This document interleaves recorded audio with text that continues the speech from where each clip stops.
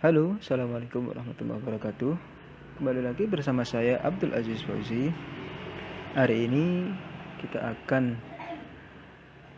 membahas bersama model pembelajaran Discovery Learning. Langsung saja kita masuk ke definisi ya. Apa itu definisi Discovery Learning? Oke, definisi dari model pembelajaran Discovery Learning adalah pembelajaran penemuan, ya, pembelajaran penemuan. Jadi yang dimaksud Discovery Learning di sini adalah proses belajar yang di dalamnya tidak disajikan suatu konsep, dalam bentuk jadi atau final. Tetapi siswa dituntut mengorganisasi sendiri cara belajarnya dalam menemukan suatu konsep. Lalu kesamaannya dengan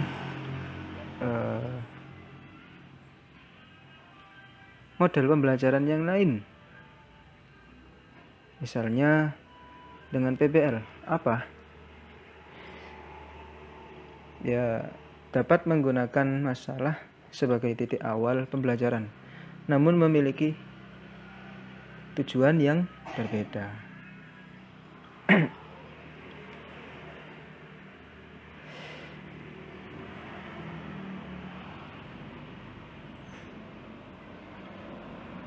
Itu persamaan dengan model PBL atau Project Based Learning. Problem Based Learning, maaf, itu maksud saya. Perbedaan dengan Problem Based Learning ya.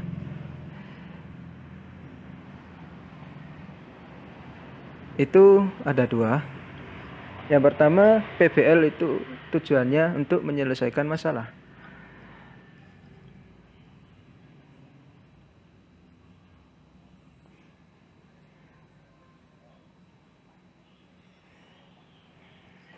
Tujuannya untuk menyelesaikan masalah ya.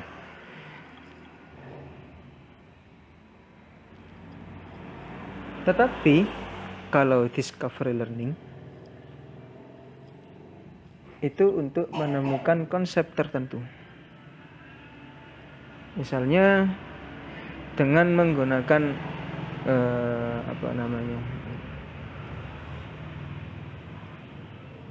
stimulus untuk ya mendorong supaya siswa memperoleh pengetahuan yang baru, yang hangat, yang berbeda dari biasanya. Seperti itu.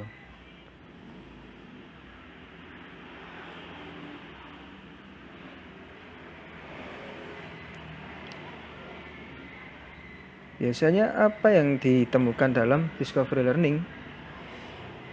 Umumnya ada 4. Yang pertama, masalah dirancang atau direkayasa oleh guru. Kemudian masalah mengandung konsep yang akan dipelajari siswa. Ketiga, masalah memungkinkan siswa menemukan konsep tersebut. Yang terakhir, konsep yang ditemukan ditentukan oleh guru.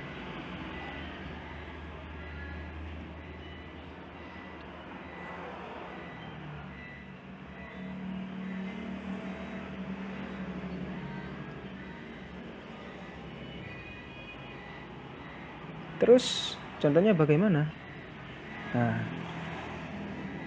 di dalam PPT ini ada 2 gambar. Yang pertama, ada seorang anak sedang bermain kertas lipat yang berwarna itu. Yang kedua, ada tiang bendera di tengah-tengah lapangan berumput hijau. Nah, pada gambar pertama, guru memberikan pertanyaan. Bagaimana membentuk bangun 3 dimensi dari kertas lipat itu?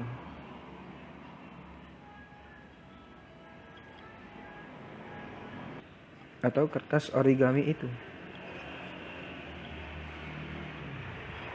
Nah, dalam kasus yang kedua, pada tiang bendera, guru memberikan pertanyaan, berapa tinggi tiang bendera? Seperti itu contohnya.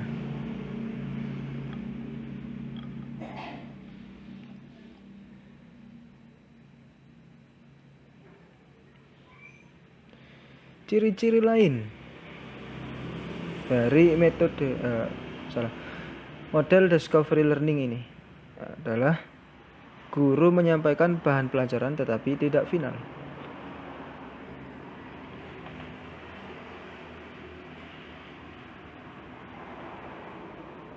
Isinya siswa didorong untuk mengidentifikasi apa yang ingin diketahui, terus siswa mencari informasi sendiri, lalu siswa mengorganisasi dan membentuk pengetahuan baru sesuai tujuan yang dimaksud oleh pertanyaan guru tersebut. Nah, langkah-langkah operasionalnya gimana? Yang pertama, pasti ada persiapannya terlebih dahulu. Langkah persiapannya ini mencakup 7 langkah. Menentukan tujuan pembelajaran, melakukan identifikasi, memilih materi pelajaran, menentukan topik yang harus dipelajari, lalu mengembangkan bahan-bahan belajar, terus mengatur topik agar hierarkis, dan yang terakhir melakukan penilaian proses dan hasil belajar siswa.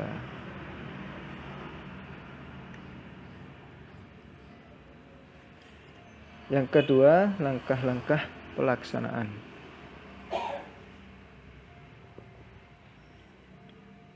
Pertama, stimulasi, pemberian rangsangan. Rangsangan ini dimaksudkan untuk memberikan pengetahuan awal pada siswa. Antara lain, guru mengajukan permasalahan kepada siswa. Terus guru mengajukan pertanyaan yang provokatif agar siswanya ingin mencari tahu. Terus guru mengarahkan siswa agar membaca buku tertentu, mencari info di internet, koran, majalah, atau media yang lain. Seperti itu. Terus langkah yang kedua dari pelaksanaan adalah problem statement. Problem statement atau pernyataan atau identifikasi masalah yang berfokus pada perhatian siswa.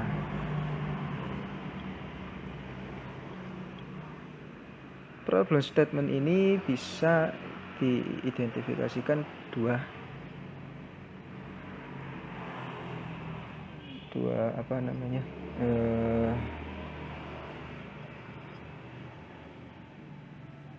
perilaku. Yang pertama, guru meminta siswa untuk mengidentifikasi sebanyak mungkin agenda-agenda masalah yang relevan dengan bahan pelajaran. Terus guru dan siswa memilih salah satu agenda masalah dan membuat hipotesis atau dugaan jawaban sementara dari masalah yang dihadapi, dari masalah yang ditemukan. Kemudian data collection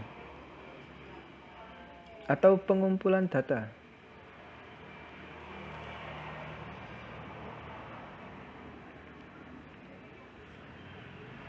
kegiatan yang dilakukan bisa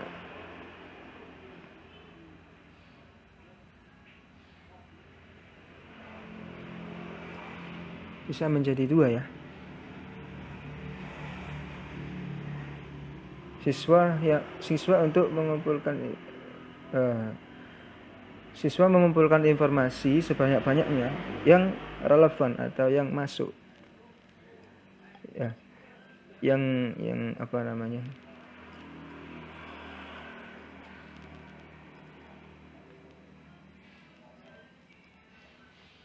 yang nyambung untuk membuktikan benar atau tidaknya hipotesis. Lalu siswa membaca literatur, mengamati objek, wawancara dengan narasumber, uji coba mandiri, dan sebagainya. Seperti itu. Kemudian langkah pelaksanaan keempat yaitu data processing, data editing. Apa itu data processing? Mengolah data, diedit, membuat klasifikasi, tabulasi, menafsirkan atau menghitung, dan kegiatan yang semacam dengan itu. Yang kelima ada verification atau pembuktian. Perilaku yang dapat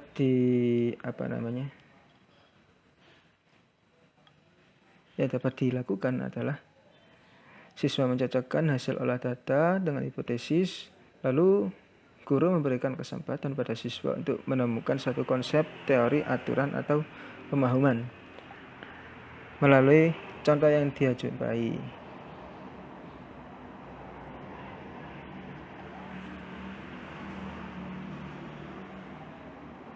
Dibuktikan.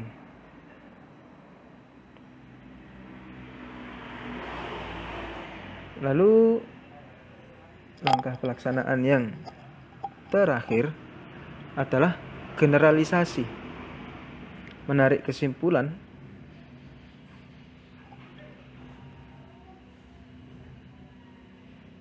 ketika sudah sudah melakukan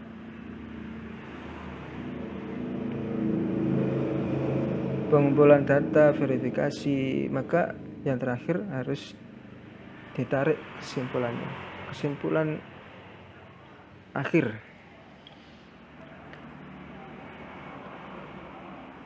Kesimpulannya apa dari hasil verifikasi, dari hasil pembuktian? Setelah mencocokkan hasil olah data dengan hipotesis, diambil kesimpulan seperti itu. Ya baik, itu saja yang dapat saya sampaikan. Kurang lebihnya saya mohon maaf jika ada kesalahan atau kekurangan. Saya mohon maaf yang sebesar-besarnya. Jika kalian suka, like, komen, subscribe, dan share ke teman-teman kalian. Terima kasih. Saya Abdul Aziz, pamit undur diri. Assalamualaikum warahmatullahi wabarakatuh.